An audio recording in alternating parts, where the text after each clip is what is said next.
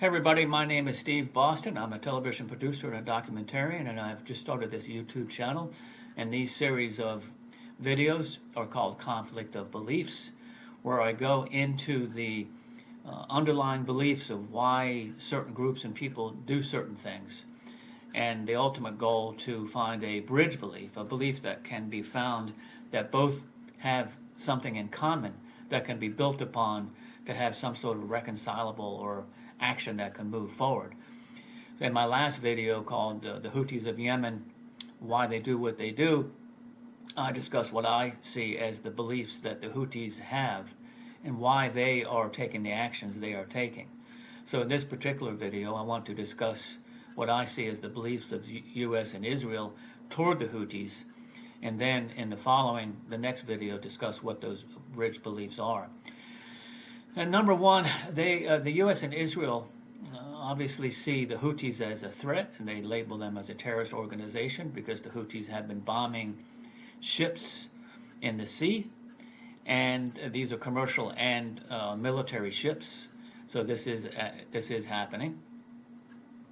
They also the U.S. and Israel believe that the Houthis are allied with Iran and who they consider maybe not necessarily an enemy. Well, the U.S. doesn't necessarily consider Iran an enemy. I think Israel does.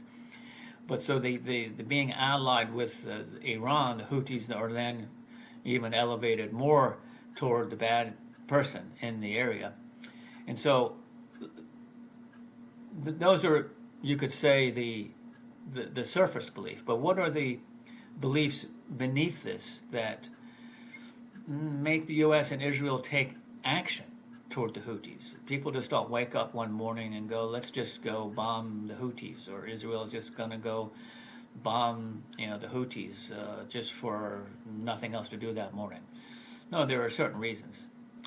And I see that it really revolves around the U.S. and Israel believing that Israel must remain unchallenged in the area and the dominant power because of resources, because of religious affiliations, the Judeo-Christian beliefs bound together.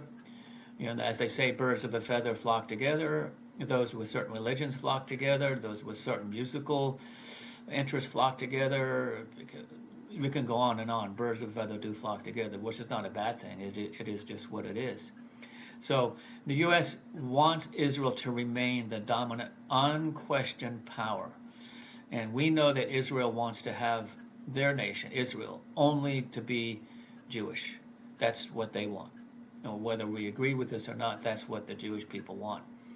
The Palestinians were living in Israel before Israel came back en masse in the last century. I think this is somewhat unquestioned. I think it has been done gradually over time, and I think if it were to do over again, it could be done differently and more peacefully. But this is what's happened. So we want Israel to remain the dominant power, and why is that? Well, like I say, we have certain religious beliefs in common and certain geopolitical ideas. The U.S., underneath this belief, has a very strong, still, belief that it must remain the world's hegemonic power, which is the world's dominant power. And how do we do this? It seems to me that we are no longer the economic, the moral, the cultural power that we once were. With our influence seems to be waning. And so it seems that we're kind of in a desperate state, and when people are desperate, they do desperate things. So we are using the military, in a sense, to be our big stick.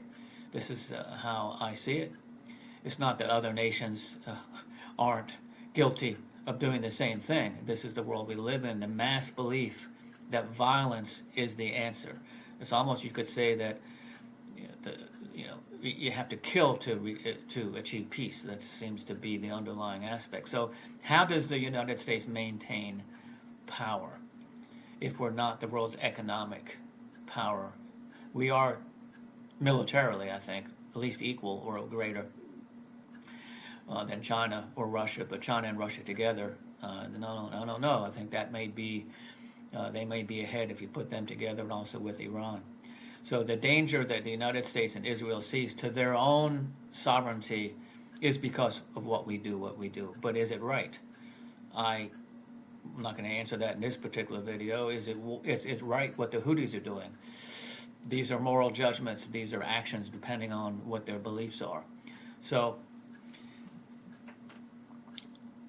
let's just, in the next video, I'm going to try to find a bridge belief or two that both the United States, Israel, and Houthis can work on to make a bridge, something that can develop, that there can be some way forward toward this conflict in the Middle East. It's very complicated, and there are many beliefs and subcategories of beliefs. I'd be talking for 3 hours on all these particular beliefs.